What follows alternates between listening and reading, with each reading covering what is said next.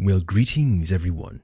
It is I, your one and only host, the Cosmic Jedi. Welcome back to my channel.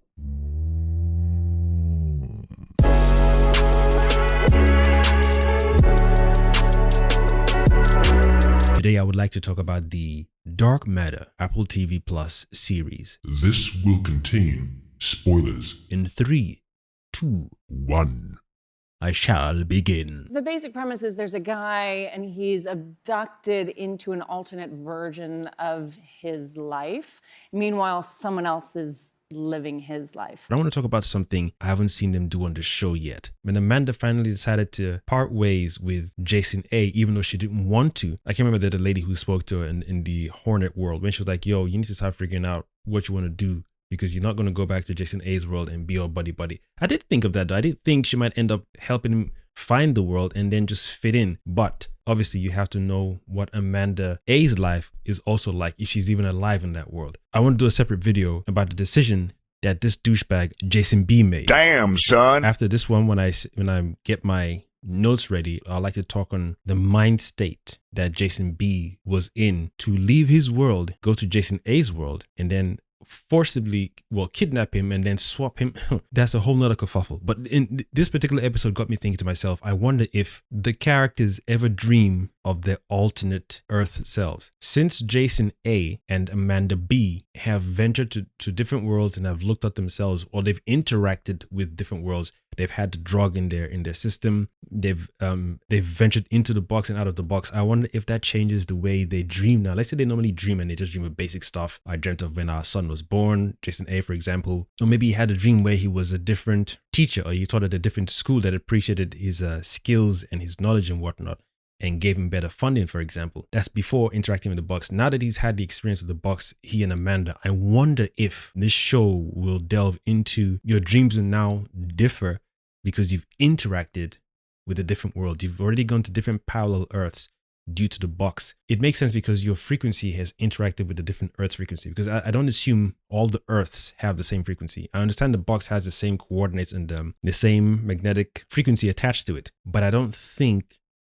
all the Earths have the same exact number frequency. Let's say every Earth is vibrating at a particular tone. I did wonder if they would introduce elements of, oh, the air is fresher here, or it's cleaner here. Or I'm finding it hard to breathe in this particular Earth. Let's bounce to another Earth. Maybe there's another Earth. It's like the movie After Earth, where the atmosphere of the Earth has changed and isn't suitable for humans anymore. Since Amanda made that decision to stick around on that Earth, she took Jason and herself too, I low-key wanted them to stay there together. I mean, I know the story is to get our Jason A back to his original Earth, but I like the way he and Amanda work together. I like the way they were complementing each other. They both serve each other so well. Their attributes literally serve each other so well. She's very calm. She takes time. She's patient with him, and he's also calm and he's open. Even when he's a little tense and stressed, he has a very subtle, unique way of just calming him down and getting him to see reason.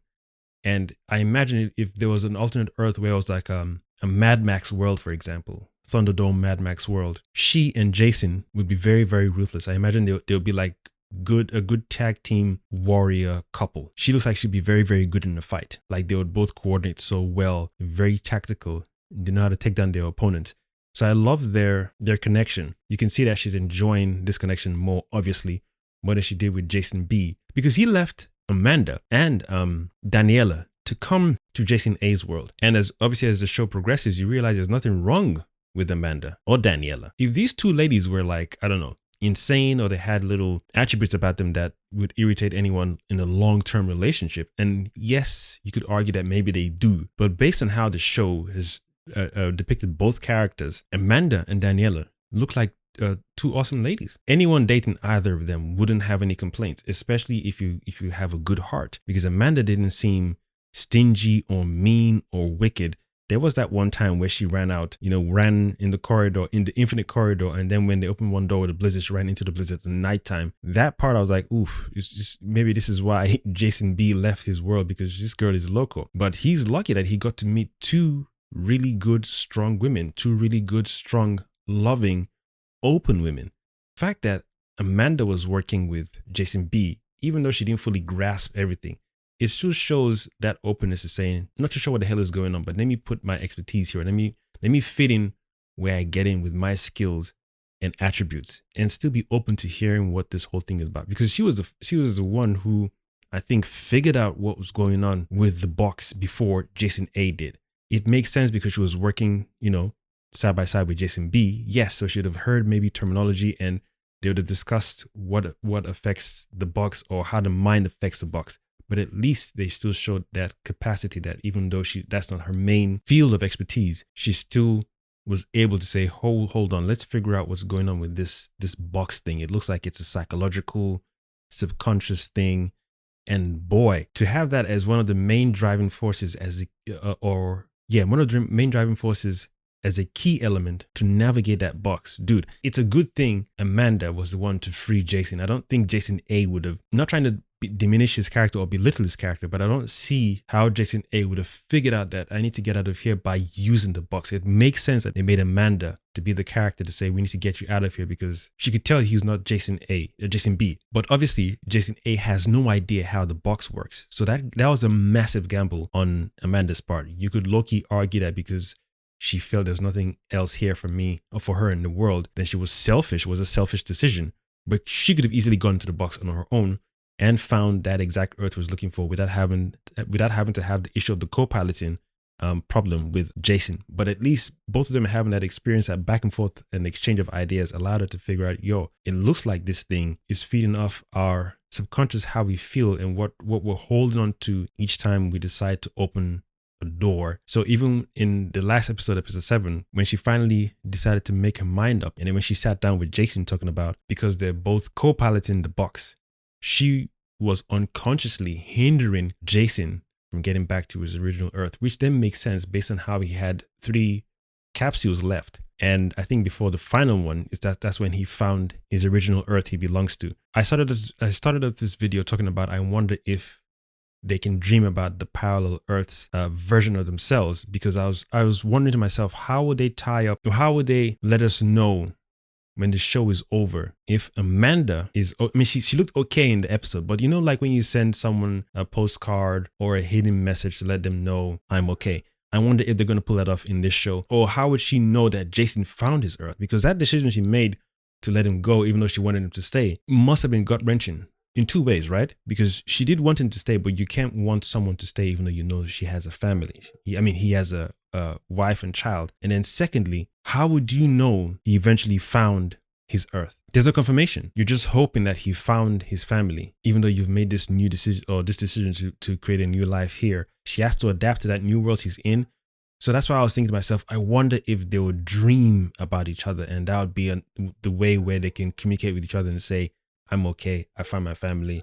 I'm okay. My decision to stay here in this new Earth is cool. We're both happy. So that way we get this happy ending resolution thing. We know she's cool. We know he's cool. And everyone's happy. It's funny, they never dealt with dreams or dreaming of your parallel Earth in this show. Even though when we dream, for example, like me, when I dream, there are dreams I've had where I've been with people, I've met people I've never seen in real life, for example. I'm thinking, is that something I'm supposed to experience? Or especially if you don't believe in your dreams. So if you don't believe in your dreams, but you're dreaming of something that feels so real, the brain tends to think, so is that me dreaming of my future self, that I'm going to meet this person or meet this business partner or go to this location or buy this item? Or am I dreaming and having a third person experience of my alternate self in a parallel Earth? Nice. And I'm genuinely surprised they haven't touched on that in this show. Like, did Jason B dream of Jason A and then say, okay, this is the world I need to go to. This is the Earth I need to go to. Or obviously he willed it with the subconscious, yes, but did he have dreams prior to the decision making? Or did he have dreams to add to that decision he'd made? A man of science. He is married to the woman of his dreams, and they have a good life. Have a good day. Coffee to go? Oh my gosh, you're my hero. Until one night, he doesn't make it home. I wonder, imagine if Jason A had a dream of himself looking at him as he's sleeping and he wakes up and then he's got the mask on, or he's looking at himself, then his alternate self puts the mask on and then struggles. I guess now you're adding the spiritual element to it per se, almost like foresight, like not foreshadowing. There's another word I'm looking for. Precognition. Damn. That might sully the show a little bit. I think how they've done it so far, or I feel how they've done it so far, is excellent, absolutely excellent. But I've been wondering, just low key, the back of my mind, surely they're going to do one episode where they dream of each other. I wonder if the choices each of the individual characters have made end up becoming aspects of their dreams. And then because we're the viewers, we know what's going on. But when the characters wake up, they just dream, they say, I just had a nightmare where you and I divorced, even though that's a reality, that happened, but in a different reality, in a different earth. Anyway, I hope you guys are enjoying the show as much as I am, because I'm digging this show. This show is oof. It's here and I like it. I don't even know if they're going to do a season 2. I don't see how they're going to tie this up, because at the last part of episode 7 last week, they introduced a third Jason. Damn, son. And I don't know how they're going to pull that off. I'm thinking they're going to tag team to beat Jason B. But I think because of the third Jason, Jason A might think Jason C is Jason B. So the third Jason that came, and it's funny how he came. What confused me is he came into our Earth, the Earth we started the story with. He came into it looking to buy a gun or a weapon. And I thought, okay, why would you come to this Earth to buy a weapon? Surely you could have gone to any Earth. You could have imagined any Earth that has weapons, like Matrix. When Neo spoke to Tank, give me guns, lots of guns. Surely he could have easily done that and said, I want to go to a planet where ammunition is infinite. You don't need no licensing. You can even got a space weapon and brought it into this Earth. So when the third Jason was introduced, I was like, so is he having a problem as well with another Jason? So that means multiple Jasons have done what Jason B did? Damn, that's cold. That means there's an aspect of Jason within him. Like he explored himself. When he said he was watching one of the other Jasons and he was thinking of doing what Jason B did to him. Thinking it is okay. But actualizing it by standing in a room and you're even carrying a weapon.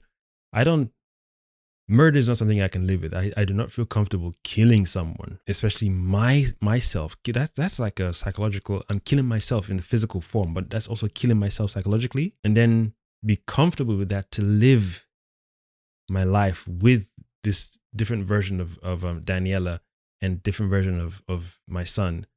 No, that's not something I can do at all. So the fact that he thought it, I think it's natural. I don't agree with that. I wouldn't think it. Because of how I am, I'd be like, if I can't get back, I don't want negative thoughts to just destroy my mind. I could easily think that Jason B destroyed my family, or for peace of mind, Jason B is getting on swimmingly well with my family that they don't even know something is up. And he's probably being a better version of me than I could. So wherever I land, I'll just be like, since I can't find him, let me just visualize an Earth where I can fit in and enjoy myself, or get with this Amanda, for example, and we both live together happily ever after. Or if Amanda decides to go her separate way, I then go and find another Earth where Daniela exists, but she's not married to me and she's single. And then maybe she has a child or doesn't have a child, and we start again. Otherwise, boy, anyway, it's just the easiest choice you can make for peace of mind. Like imagine some people would self-terminate, because if you can't find your way back and you can't handle it, it's just one of those things. It's like, I can't manage, my brain can't even comprehend what's going on. I'm outie. Screw this. So yeah, let me know in the comments, whoever's watching this show, if this is your favorite show. No, not your. My bad. That felt like projecting. It's like I'm looking for people to like it the same way I'm liking it. Let me know what you guys are also watching alongside this. If you're watching this, I imagine people are watching The Boys now because it's out already.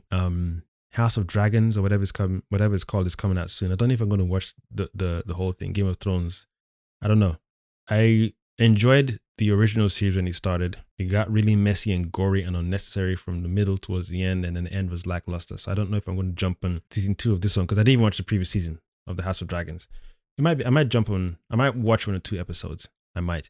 But right now, I'm enjoying this series so much. The Dark Matter series. I'm looking forward to episode 8. I just hope Jason A doesn't mistake Jason C for Jason B, and then alerts Jason B to Jason A's presence. Then what if Jason B kills A and C?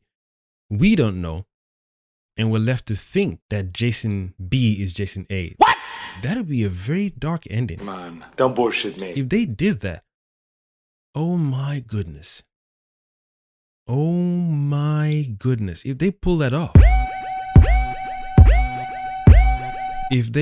That'd be cold. That would be absolutely cold. My gosh, they could do that. They could actually pull that off, man. I can see them doing it. No, God! I can see them doing it. No, God, please, no! So now we have 3 Jasons on one Earth. I wonder how. How did Jason C end up here? And what happened to his damn.